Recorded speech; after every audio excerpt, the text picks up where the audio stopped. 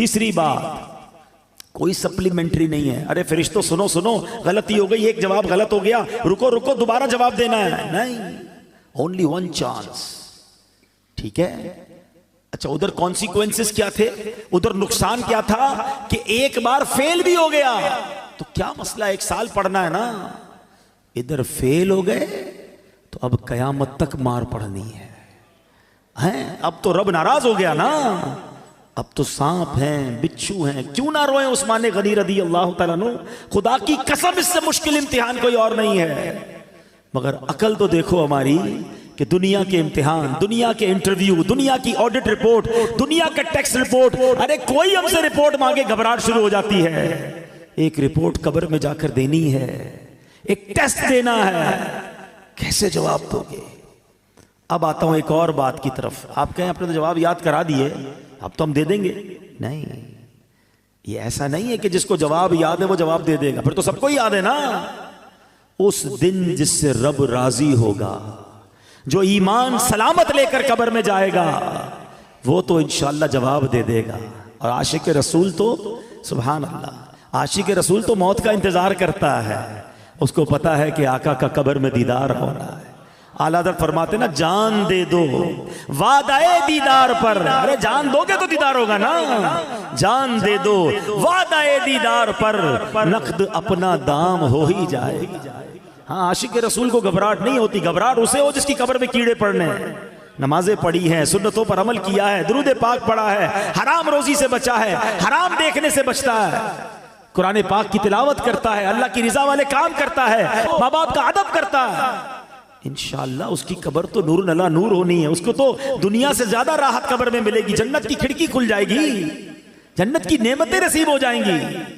आशिक रसूल की तो कहते हैं ना, उसकी तर्जमानी शायर करते हैं कि वो तो जब आका कब्र में आएंगे ना, तो जब पूछेंगे फरिश्ते कि ये कौन है, तो क्या कहेंगे, मेरा दीनो ईमान फरिश्ते जो पूछे तुम्हारी जानिब, इशारा करूं मैं तुम्हारी जानिब, इशारा करूं।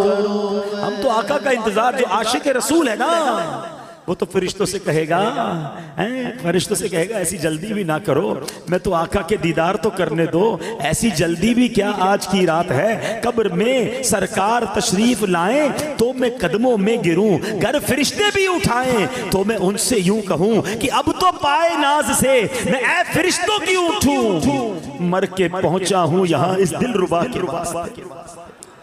आशिक रसूल के बारे नहीं आ रहे होंगे, मगर सिर्फ नारे लगाने वाला नहीं है, सिर्फ नियाजी नहीं नमाजी भी हो, सिर्फ नारे लगाने वाला नहीं, सुन्नतों पर अमल करने वाला भी हो, हराम चीजों से बचने वाला हो। और जिससे रब नाराज हो गया ना, हाँ यकीन करें, हमें अंदाजा ही नहीं कि ईमान सलामत लेकर जाना ये कितनी बड़ी चीज है। बड़े बड़े बुजुर्गाने दीन रोया करते थे, तड़पा करते थे, घबराते थे। शेख अहमद सेविस्तानी रहमतुल्लाहि तआला अलैह मौत और कब्र आखिरत से मुतालिक बहुत फिक्रमंद रहते थे। जब भी उनके सामने मौत का जिक्र होता, कब्र की बात होती, घबरा जाते, हैबत तारी हो जाती, बदन कांपने लगता, इतना रोते कि उनको देखकर लोग रोने लग जाते। और फिर फरमाते, ए अजीजों, जिसे मौत आनी है, जिसके पीछे मलकुल मौत हैं, जिसने कयामत जैसा हौलनाक दिन देखना है, उससे नींद और हंसी से क्या वास्ता, ऐसा आदमी फुजूलियात में कैसे मशगूल हो सकता है। फिर फरमाते, ए अजीजों, कब्रों में लेटे हुए मुर्दे चूंटियों और सांपों की गिरफ्त में हैं, मट्टी के कैद खाने में बंद हैं, अगर तुम्हें उनका हाल मालूम हो जाए तो खड़े खड़े नमक की तरह पिघल जाओ। ए अजीजों, जाकर मौत की तैयारी में लग जाओ, वो दिन हम सबको पेश आने वाला है, शायद हम अपना ईमान सलामत लेकर जाने में कामयाब हो जाएं। अब हुजूर ख्वाजा गरीब नवाज ने यह वाकया सुनाया और खुद ख्वाजा गरीब नवाज रोने लगे। फरमाया, उस जात की कसम जिसके कब्जे में मेरी जान है, उस दिन से लेकर आज तक मुझ पर मौत और कब्र की हैबत तारी है और मैं अंदर ही अंदर घुलता जा रहा। ये कौन कह रहा है? ख्वाजाए ख्वाजा, वो हस्ती जिनके हाथों पर 90 लाख गैर मुस्लिम मुसलमान हुए हैं। वो कहते मैं अंदर घुल रहा हूं मौत की फिक्र से, कब्र की फिक्र से।